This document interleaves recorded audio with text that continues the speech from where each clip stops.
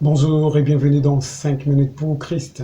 Aujourd'hui, nous avons 5 minutes pour te dire que tu n'es pas exclu. À tout de suite. 5 minutes pour Christ, c'est 5 minutes d'édification, de partage, mais surtout de transformation. Nous vous laissons découvrir le sujet du jour. Bonne écoute et que le Seigneur vous bénisse. Voilà, le Seigneur voudrait te rassurer que tu n'es pas exclu du plan du salut.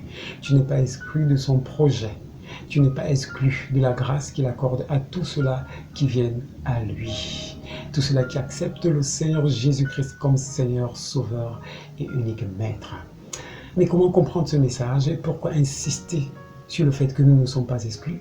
Nous allons lire Luc à partir du verset 18 jusqu'au verset 19. L'Esprit du Seigneur est sur moi parce qu'il m'a oint pour annoncer une bonne nouvelle aux pauvres. Il m'a envoyé pour guérir ceux qui ont le cœur brisé, pour proclamer aux captifs la délivrance et aux aveugles le recouvrement de la vue, pour renvoyer libres les opprimés, pour publier une année de grâce du Seigneur. Amen. C'est le Seigneur Jésus-Christ qui le déclare lorsqu'il entre dans la synagogue et qui prend le livre de la loi. Et en ouvrant le livre de la loi dans Ésaïe, il ouvre le passage qui concerne sa mission salvatrice sur la terre. Et ce message te concerne toi. Parce que lorsque nous le lisons, nous nous rendons compte que dans tout ce que le Seigneur a mentionné, nous nous trouvons dans cela. Nous nous retrouvons dans tous ces messages-là. Tu es malade, tu es souffrant, tu es perdu, sache que le Seigneur est venu pour toi. Ta maladie n'est pas seulement physique, ta souffrance n'est pas seulement physique, elle est aussi spirituelle. Et la guérison que Dieu nous donne, c'est dans Jésus, c'est en Christ qu'on a la paix que le monde ne peut donner. C'est pour cela qu'il est venu pour annoncer ce message à l'humanité. Et la preuve, nous voyons le mal-être que le monde vit actuellement, les guerres, les bruits de guerre, les pandémies, les maladies, tous ces signes-là que la Bible annonce, qui sont les signes précurseurs de la fin des temps. Et le Seigneur nous dit que lorsque toutes ces choses-là viendront, nous devons être prêts et savoir qu'il reviendra bientôt. Mais être prêt, qu'est-ce que cela veut dire? Cela veut dire tout simplement que tu dois considérer que tu es malade et que ta maladie, c'est le fait de ne pas avoir Jésus-Christ dans ta vie comme Seigneur et Sauveur. Et que c'est lui seul qui peut te donner la guérison, c'est-à-dire l'éternité. Parce que dans l'éternité, tu n'auras aucune souffrance, aucune peine, aucune douleur, aucun manque. Il sera comblé ce manque dans ta vie. Aujourd'hui, le Seigneur veut donc parler à ton cœur. Si jamais tu pensais que c'était bien qui te donnerait le salut, l'éternité, il suffit de voir ce qui se passe aujourd'hui dans le monde avec ces guerres, les immeubles qui sont détruits, les voitures qui explosent, les maisons détruites, les personnes qui meurent. Où sont leurs biens?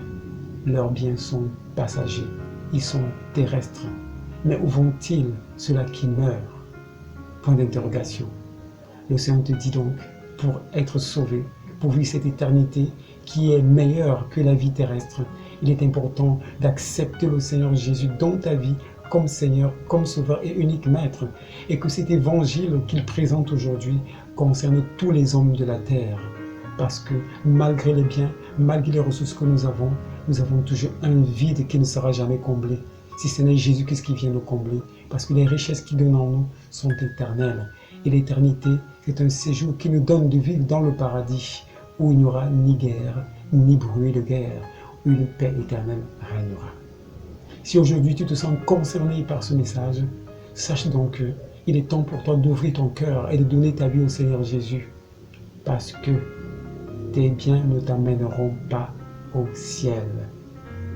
Regarde, la nature t'enseigne. Ton environnement t'enseigne. Ton environnement te parle. Et même ton cœur te parle dans le secret. Lorsque tu es terrassé par une maladie, à des moments où tu te dis, Seigneur, que deviendront mes enfants, ma famille et tous mes biens? C'est là où tu te rends que tout est vanité et rien que vanité. C'est pour cela que nous allons conclure avec ce verset qui dit, toujours dans Luc, au verset 21, alors il commença à leur dire, aujourd'hui, cette parole de l'Écriture que vous venez d'entendre est accomplie. Oui, c'est aujourd'hui que le Seigneur parle à ton cœur et te demande d'ouvrir ce cœur et d'accepter le Seigneur Jésus comme Seigneur, comme Sauveur et unique Maître, afin qu'en lui tu trouves la sécurité et l'assurance. Et que quand bien même tu quitteras ce monde, tu aies l'assurance que ce qui t'attend dans le paradis est bien plus excellent que ces choses pour lesquelles tu t'accroches, qui sont éphémères et dans lesquelles le diable se réjouit pour t'entraîner à détruire les autres. Sois béni. Je vais t'en prier. Seigneur Jésus, je t'ouvre mon cœur. Je t'invite. Et je crois que tu es le sauveur de l'humanité. C'est pour cela que je t'accepte comme mon Seigneur, mon Sauveur et mon unique Maître.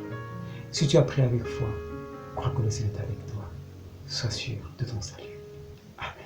Ce message vous a plu, n'hésitez pas à vous abonner à la chaîne et surtout à activer la cloche de notification pour être prévenu à chaque diffusion.